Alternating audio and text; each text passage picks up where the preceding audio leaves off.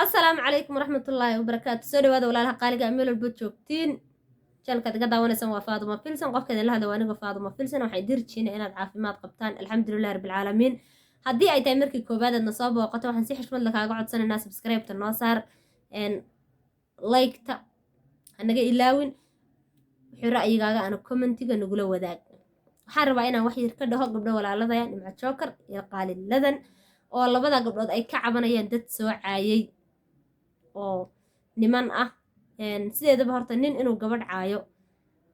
waa wax maskaxda ka weyn sababtoo ah gabdhaha markastaba wiilashu way u dagaalamaan ee ma caayaan waxayna dhaqan u leeyihiin Soomaalidu xataa ma aha tuulo dhashay bes ama aha gabadh Soomaaliyeed wiil Soomaaliyeed inuusa agtiisa xataa eray lagu dhihin taas ay Soomaalidu dhaqan u leedahay annaguna aan dhaqan u leenahay gabdhuhu markastaba annaga maqaam sare ayay naga taagan yihiin wiilashana sidoo kale laakiin oo wiil ma jiro gabadh Soomaaliyeed agtiisa lagu aflagaaday ama lagu caayo ma jiro laakiin hadda bariyahan dambe waxaad moodaa caaydi inay noqoto wax iska caadi ah wax iska dhaqan ah wax qof kursoo raba isaga dhahayo inay noqotay sababahaasna waxaa keenaya maadaama dadkii qasmay oo adduumo la kala galay oo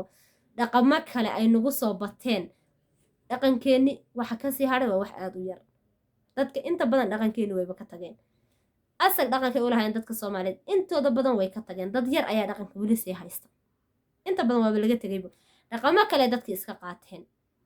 sababtaasna burburka iyo dagaaladii iyo dawlad la'aamada noogu wacan insha Allah waana ka bixi doonaa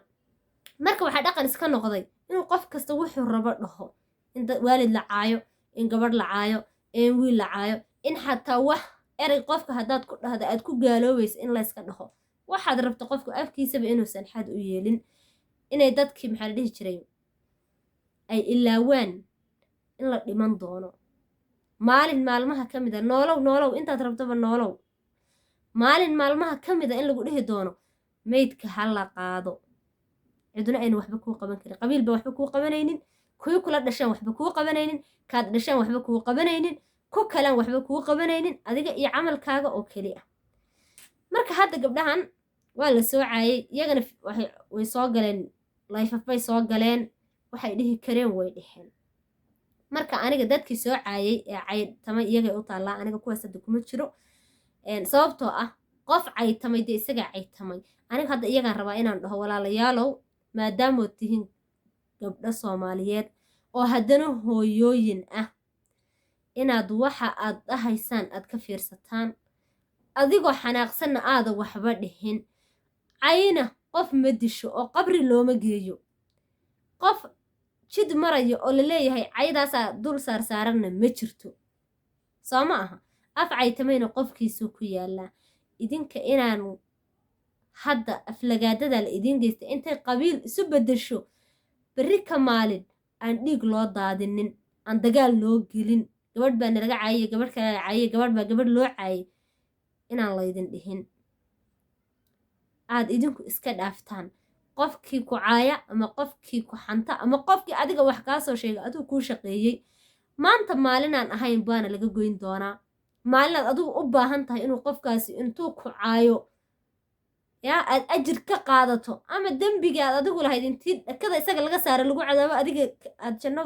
saa ku aado aad uga baahi badan tahay baad helaysaa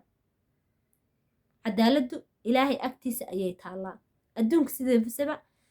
hadda haddii xataa laydiin kala garqaado oo la dhaho waa laydiin cadaalad samaynayaa dadka bini aadankii gar unbaa laydiin goyn karaa waa idigoo la arkaya wixiiba haddana qofkii aamus la dhihi karaa ma ogi mid aan waxba la isku gafaynin maalin aan waxba la isku gafaynin inaga wada dambaysa marka walaalo cayda iska daaya yaan qabiil la idinku marmarsoonin dad iyagu israbeen yaan wada la idinka dhiganin oo laysu kin aadin ya dad iyagu markii hore ismaaganaa oo si ay hadal u bilowdaan la'aa yayna idinka idinku soo gabanin dadku ma wada xumo waa dad badan oo wanaagsan baa jira dad xunna waan leenahay dad wanaagsanna waan leenahay bini aadanka dhan ayaa saa ka kooban oo xumaan iyo wanaag isugu jira idinku markastaba wanaagga ka raaca qabiil waxba sheegi maayo maanta cay qof u dhahayna qof u dhimani maayo qofkii caytameen isaga ayaa ceeboobaya soo ma aha marka idinku maadaamad hooyooyin tihiin maadaamad gabdho soomaaliyeed tihiin yaan idinka dartiinna intii sheekooyinka qabiil loo bedelo dhibaato loo gelin sidaa la ajligeed yaan dhiig la idiin daadinin sababtoo ah dembigaas dee kow baad ka noqonaysin oo waa gelaysin idinka xataa haddaad maanta hadda gabadhaad walaashaa hadday maanta intay u nincaaya ay qaylido ay kugu caraatanto dee gebigiisaba mindi baad ku kala jaraysaa laakiin hadday base kuu sheegin oo iska aamustoba halkaa ka gasho qofkii unbaa lala yaabay la dhihi maxaa dhihi jira qofka u aflagaadaysay ma ogiye waxaa laga yaaba inuu dagaalkaasi dhicin